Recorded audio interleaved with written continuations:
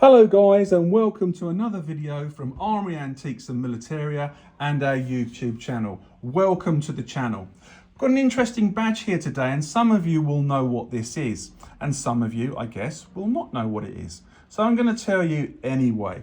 So this is a German national badge for physical training, and you get them in different levels. So the German national badge for physical training is also known as a state sports badge. And the early ones were marked in this monogram way, DRA. Clearly this isn't a DRA one because it says DRL. Now the DRL ones were the later ones produced in 1937. And there's also another difference here. The DRL one, which I've got in front of me, also has the National Socialist swastika at the bottom. When you get the DRA ones, you'll find that the swastika is missing. That's an early type. So now you know the two differences. Now these were given to people for various sort of sporting activities and competencies. Now it's very, very detailed. And what you get, different levels, so you get bronze, which this one is, you get silver, and you also get gilt or gold wash, whatever you'd like to call it.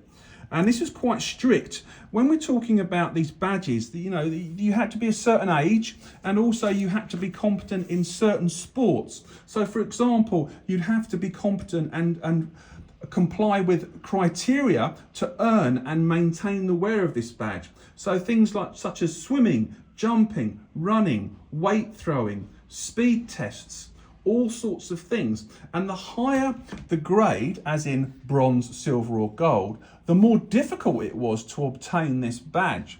Now, as you know, I like to push you towards books that will help your study and also enhance your knowledge, which is everything really. You need to know what these things are because people will tell you anything online, on websites, on Facebook groups or whatever. They'll tell you anything, but the facts remain. And the facts in this book always are really useful.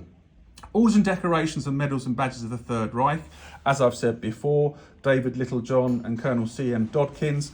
And on page 86, it will take you through the different things you needed to do in order to earn the badges at certain levels. Now, the information starts on page 85 and then goes on to 86. So if you've got this book, have a look. If you haven't, try and find it because you really need this if you collect German decorations, orders and medals. Okay? So that's that. So you get different finishes, as I've said, on these. And again, if you're a history person, you like certain individuals or are interested in certain prominent figures in World War II Germany, then you'll know, before I say, that this was worn by Reinhard Heydrich. Not this particular award in my hands, obviously, but he had an award to the DRA, DRL. So, obviously as a senior leader within the Third Reich, he would have had obviously a gilt or gold washed example. So that's quite important to realise. And when you look at period photographs of him, you will see this on his breast pocket. You'll see it along with other awards like this riding award, which I've shown you before, or horsemanship award.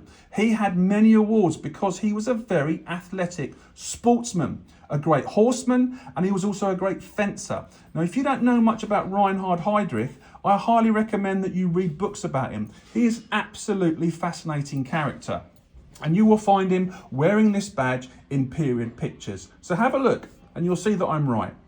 We have these badges in the shop. We normally have a few in stock. There's another one here, and we've got bronze, silver and gold versions, just in case you're after collecting all three. Now, these are normally maker marked on the back, and if I hold it still here, hopefully you'll be able to see there are maker's marks around the edges, here and here, as you can see, and there's also maker's marks here as well. So you really want one that has a maker's mark. Now, they did make them without maker's marks, but I think it's nice when you've got a manufacturer's details on the back, you can further research it and it adds to the interest of the object that you may have in your collection. Well, I hope that's been useful to you guys. If that's been useful, please give us a thumbs up. Put some comments down below. We will respond to every comment. We won't respond to anything provocative, and we'll just block people that put any weird comments down there. So stick to what we're talking about. And also, if you have anything to add value to what we're talking about, these specific badges, then we would welcome that. If you've learned something today, consider buying us a coffee. The link's down below.